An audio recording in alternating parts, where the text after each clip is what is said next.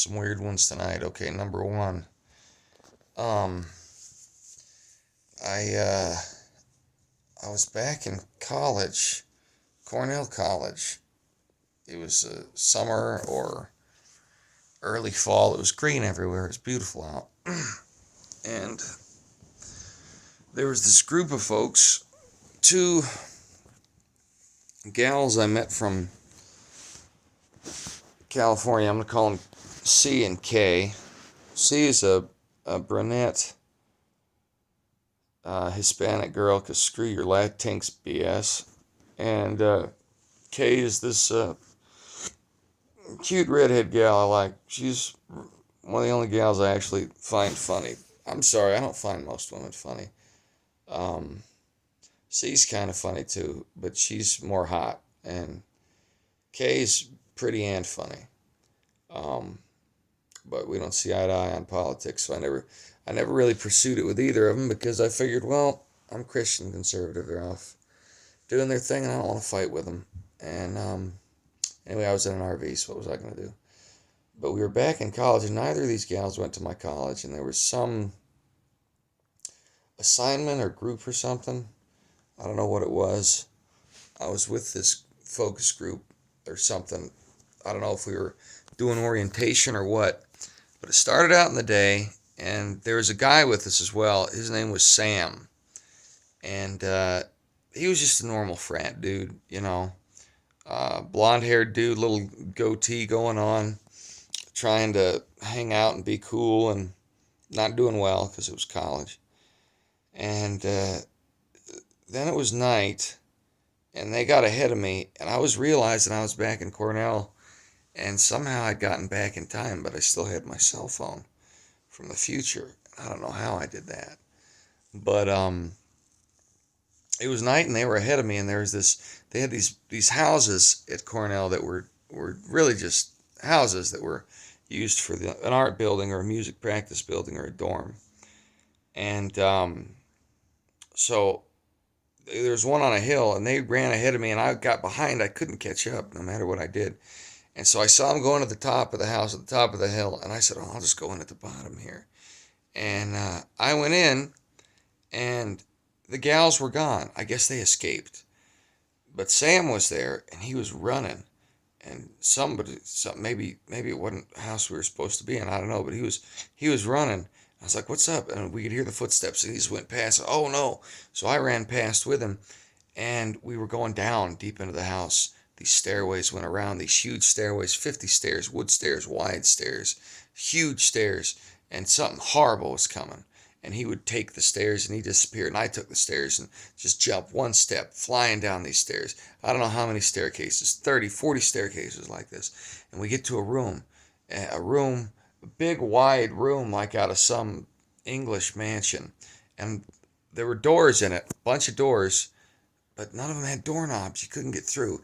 So we were trapped, didn't know what to do, and I finally busted through one door that didn't have a doorknob. All right, we see, but no, it's another room like that. And this happened all kinds of times, all these times. And finally I got out, and I don't know what happened to Sam. Um, and then I was walking around the side of the building, and I saw the group again, and they were the gals. And we started talking, and I was trying to share with them the future and what was going to happen. And they were just, these gals didn't go to my school, but I felt like I was in the past. And I started to realize this was a dream, and it was in the past. And I thought, well, if this is the past world and not the dream world, maybe I can fix things up again. So I was trying to show them on my cell phone how things had changed in the future. And the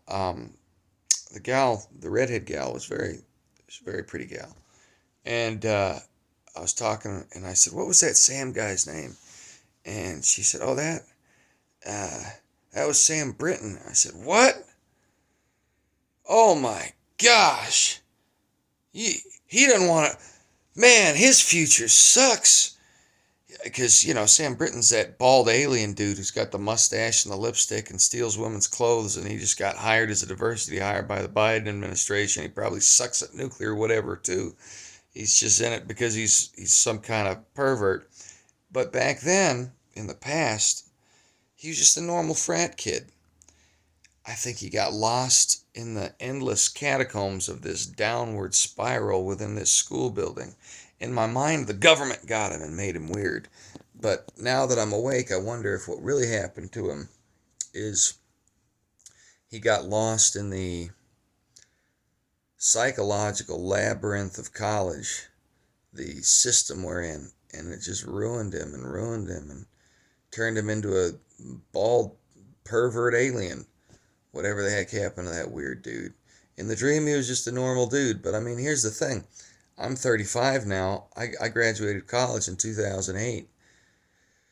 A lot of people are screwed up now that were in college.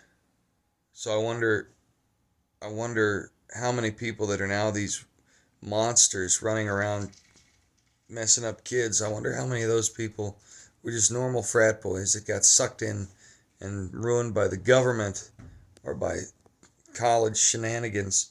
Because now Stanford's saying you can't say brave or American because those are politically incorrect. Stanford's retarded.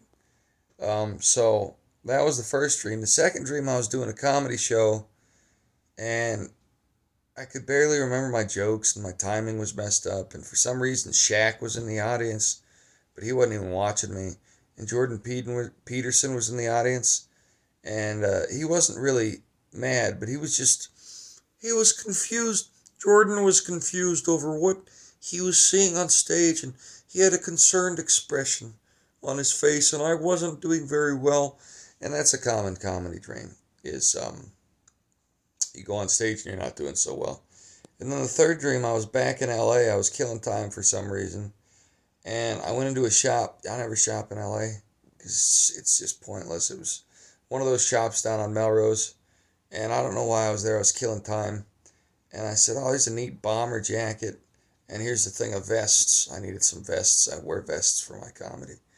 And I was waiting in line to check out, and it took longer and longer. And the more I waited, the more people got in line before me. And I couldn't get into a teller. And then some fat old lady said I smacked her on the butt, and I didn't.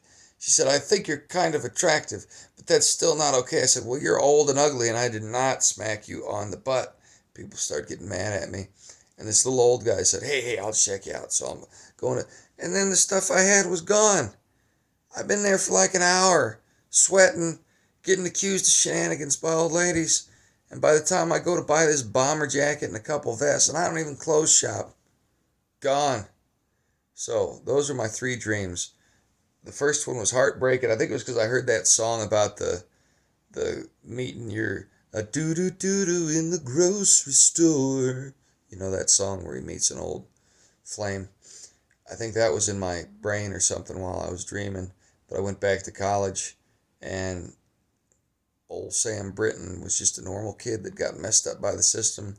And I missed an opportunity. I remember thinking if I saw that gal again, if I was in the dream, I could just give her a kiss and forget our futures. We wouldn't go out to do comedy or nothing. Just have a normal future adult, whatever.